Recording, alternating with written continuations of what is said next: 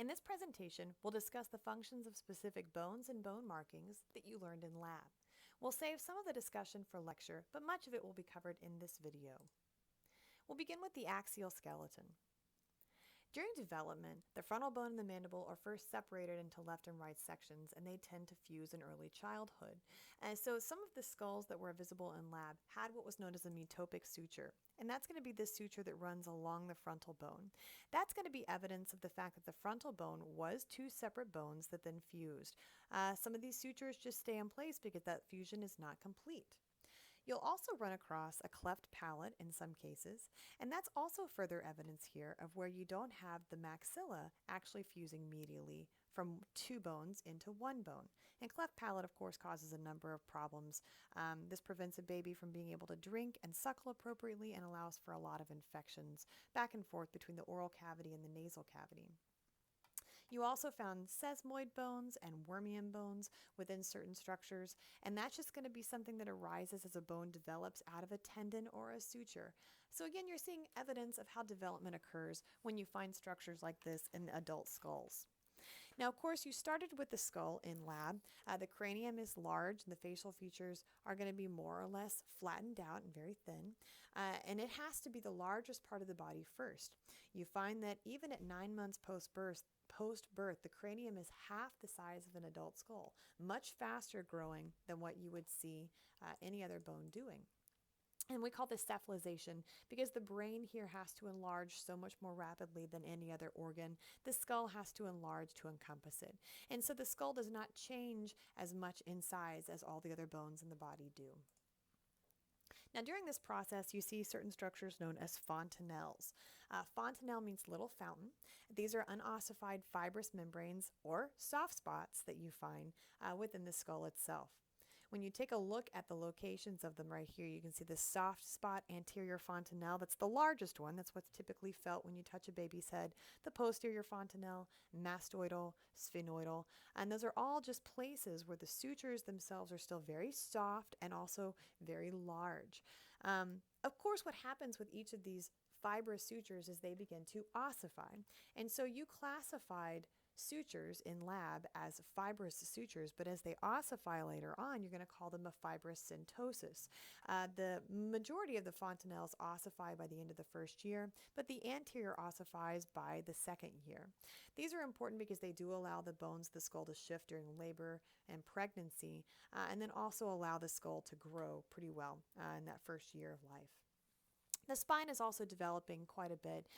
Early on, the vertebral column exhibits primary curvatures, and it gives you a C-shaped spine. What a cute baby. Mine are cuter, but this is still a cute one. But everything right there is kind of C-shaped. You maintain some of those curvatures here in the thoracic and the sacral regions of the spinal cord. Because they're present early on, we call them primary curvatures. However, as you get a little older, you develop secondary curvatures. And the cervical curvature here is the first of the secondary to develop, and this happens as the baby learns to hold up their head and the muscles pull on the spine and change its shape. After that, the baby is learning to sit up and learning to crawl, so the muscles of the abdominal region create this lumbar secondary curvature. And this is all going to happen within the first couple of years of life. At the same time, those fontanelles are beginning to ossify in the skull. Now, of course, there's problems you can run into with development of the spine. Lordosis and scoliosis are both pretty predominant. Scoliosis tends to happen in the earliest development because you've got muscles themselves that are being stretched that still need to contract and keep up with rapid bone growth. And so the muscles themselves try to align things but tend to shift in the wrong direction. And so when you see scoliosis, tends to be the S-shaped spine where it goes side to side, but lordosis is going to show up as an exacerbated lumbar curvature. You also see dysplasia of the hip happening early on because the hip and the hip ligaments and the joint capsule itself are pretty loose. And so you typically need to put a harness on a baby or create some kind of a ligament there through surgery to hold that in place. And there's certain practices that parents are advised to do to make sure that hip dysplasia is reduced as much as possible. Now, as you're studying the skull, you of course look at two different parts of it.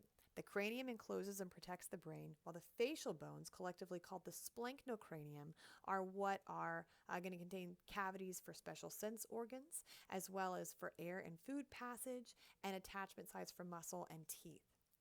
Inside the cranium, you learned about those fossa. So here was the anterior, the middle, and the posterior cranial fossa.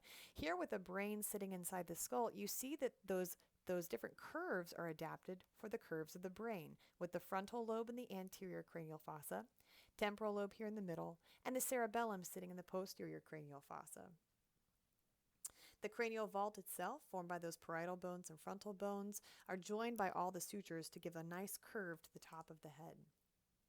Now, cranial projections, so these are going to be the parts that stick out, are most of the time attachment sites for ligaments and muscles of the neck. Specifically, that superior nuchal line running across the back of the skull, that tends to mark the upper limit of the neck, serving as an attachment site for ligaments that help to pull the head backwards as it runs towards the spine when that trapezius muscle contracts. You're also going to see smooth projections here for bone articulation. So those occipital condyles, for example, articulate with the superior articular facets of atlas, C1, and that's going to give you that atlanto-occipital joint that you saw. So when you look at the difference between the two, the rougher projections tend to be for ligaments and muscles, but smoother projections like the condyles tend to be for joint location. Two other cranial projections that you guys saw were the styloid process and the mastoid process. This is where you have muscles that move the head and the neck, like your sternocleidomastoid, attaching to these large projections, as well as the pterygoid processes, which were hidden underneath. These were a part of the sphenoid bone, and these are where you're going to attach muscles that help to move the jaw side to side. So you can see those pterygoid processes sitting right through there, oftentimes a little hard to identify. And here's those smooth occipital condyles right there. So rough and jagged is for muscles and ligaments, but the smoother surfaces tend to be for bone articulation. The cranial depressions, on the other hand, again, are going to be either holes or they're going to be like fossa, essentially, that you would see.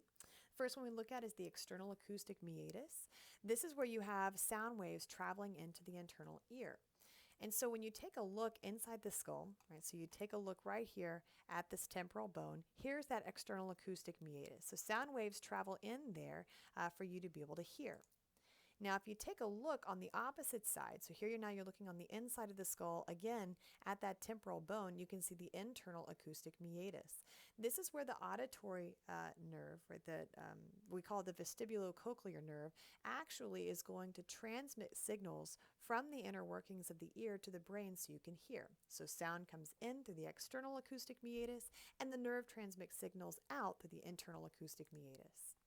Now, all along that temporal bone, you had the jagged petrous process, and that just looks like an elevated surface, but actually on the inside, it houses all of the inner workings of the ear for both hearing and balance. And inside that spot, you have the three smallest bones in your body.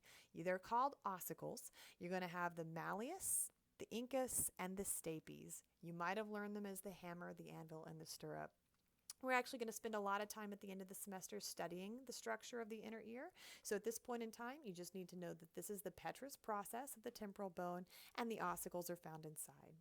And here's a nice view of that internal acoustic meatus where the nerve would emit signals to the brain. In addition to these cranial depressions, you have additional cranial foramina. Now, most of these are passageways for nerves, arteries, and veins, and here's just some great examples. The foramen magnum is the giant hole at the base of the skull, and this is where the spinal cord passes through. Supraorbital foramen above the eye gives the skin and muscles, the forehead, temples, and around the eyes, right, a lot of the muscle, blood flow and the nerves that it needs. Then you have the carotid canal and the jugular foramen, both really important for blood flow to the brain. Here you can actually see the carotid artery. So this is the common carotid artery, and it gives rise to the internal carotid artery, and that supplies the majority of your blood flow to the inner part and the outer part of the brain, and it's got to go right up through that carotid canal. When you look at the internal jugular vein, this actually drains blood that's already been used up from the brain, and it carries it down through that jugular foramen to return back to the heart. So think of the carotid canal as blood flow into the brain, and the jugular foramen as blood flow out of the brain. In addition to that, you had all these foramina here of the sphenoid bone and the occipital bone, and you have cranial nerves that are passing through those. So those are controlling a number of factors, including the ability to move your eyes, the ability to control blood pressure, and we'll study a lot of those later on. One of them that doesn't necessarily have anything passing through it is the foramen lacerum. This is actually filled with cartilage. It's not actually a passageway for blood vessels or nerves of any kind. And you can kind of see it right here on the very bottom, the foramen lacerum. This is one reason that it had such variation in its size and shape. There it is, would be again, that foramen lacerum. As you move to the orbital cavities, this is going to be responsible for holding the eye. It is cushioned with fatty tissue. You have muscles that extend from the eye back to parts of the orbit to actually move the eye around, and you have to house lacrimal glands for tear production.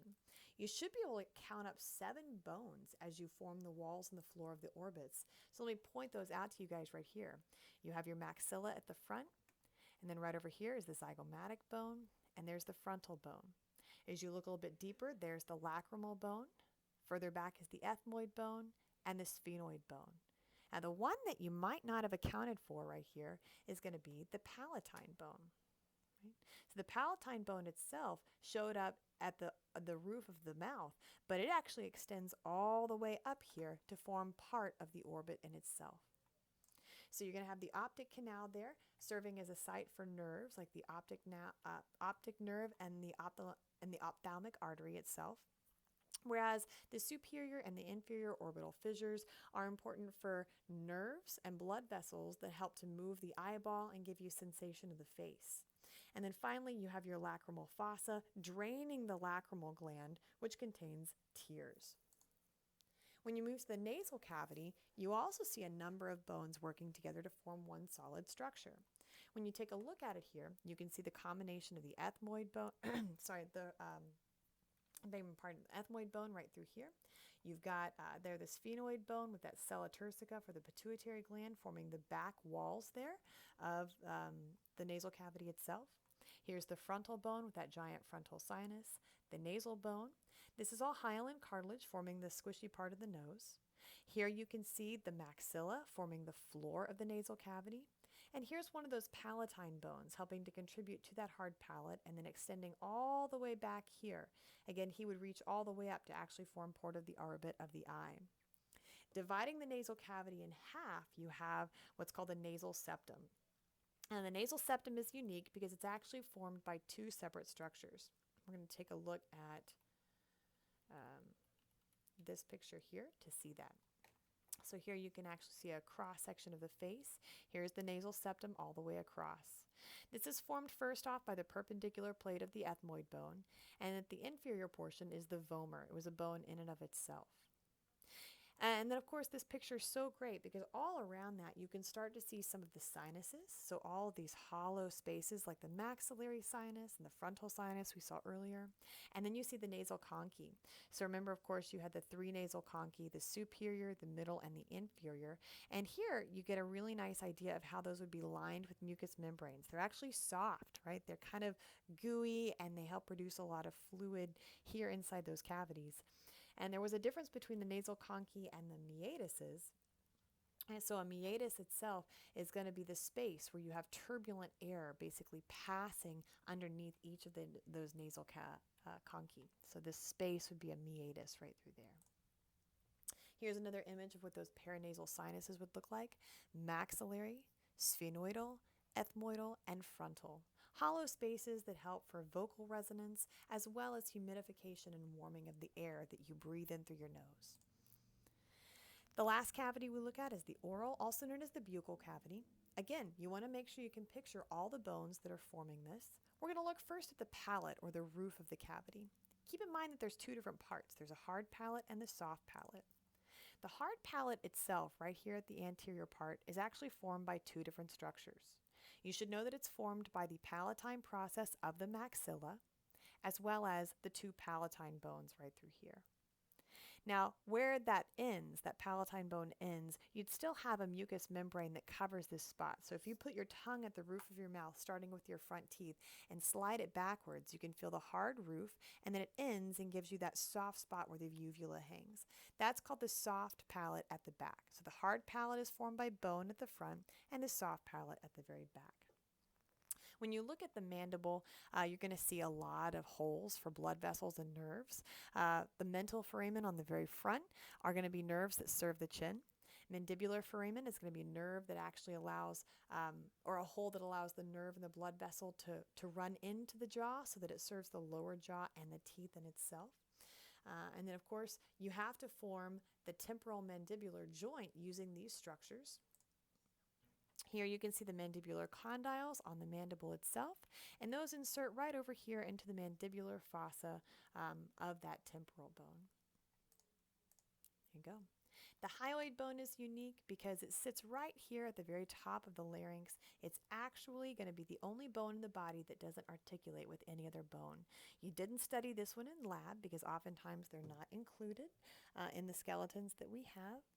But you can see here lots of projections on it. So as you're learning, projections are really great for muscle attachment.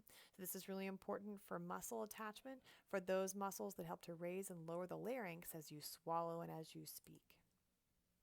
In the next video, we'll take a look at the vertebral column, and then we'll finish up by looking at a video that covers the limbs.